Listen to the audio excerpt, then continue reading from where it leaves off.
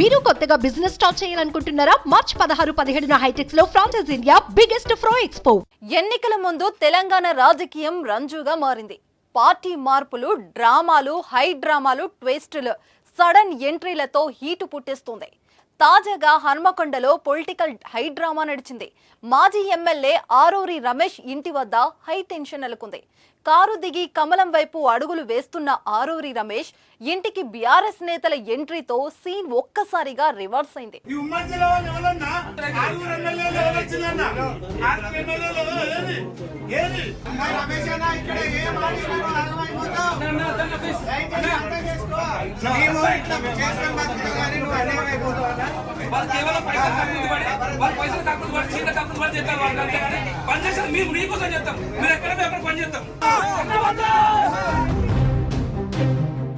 BRS లో MP ticket హామీ లేకపోవడంతో బీజేపీలో చేరేందుకు ఆరూరి రమేష్ సిద్ధమయ్యారు. ఇప్పటికే బీజేపీ నేతలతో చర్చలు జరిపి నేడు కండువా కప్పుకునేందుకు రెడీ అయ్యారు. ఈ క్రమంలోనే ప్రెస్ మీట్ పెట్టి రాజీనామాపై ప్రకటన చేయాలని భావించారు. ఇంతలోనే ఆరూరి రమేష్ ఇంటికి బీఆర్ఎస్ నేతలు బస్వరాజు సారయ్య, సుందర్రాజు యాదయ్య, ఇతర పార్టీ నేతలు వెళ్లారు.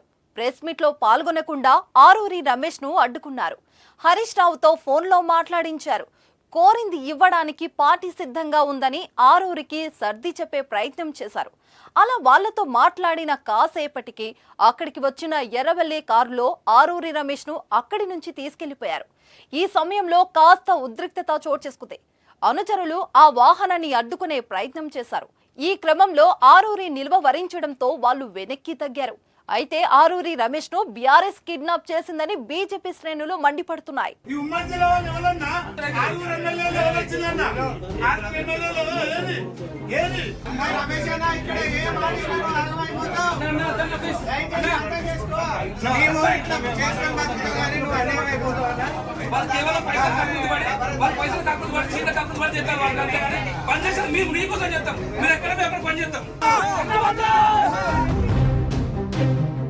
రెండు 2014-2018లో జరిగిన అసెంబ్లీ ఎన్నికల్లో ఆరూరి రమేష్ వర్ధనపేట నియోజకవర్గం నుంచి బంపర్ మెజారిటీతో గెలుపొందారు. 2023లో జరిగిన ఎన్నికల్లో మూడోసారి పోటీ చేసి కాంగ్రెస్ అభ్యర్థి కేఆర్ నాగరాజు చేతిలో ఓటమి చవిచూశారు.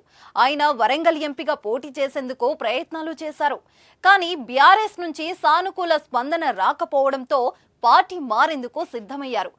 వారం కిందట పార్టీ మారే నిర్ణయం తీసుకున్న సమయంలో కేటీఆర్ సూచన మేరకు పార్టీ నేతలు బుజ్జగించగా కాస్త మెత్తబడ్డారు.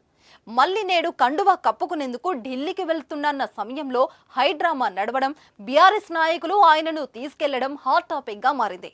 మరి ఆరూరి రమేష్ పార్టీ మారుతారా, బీఆర్ఎస్ లో కొనసాగుతారా అనేది చూడాలి. మరి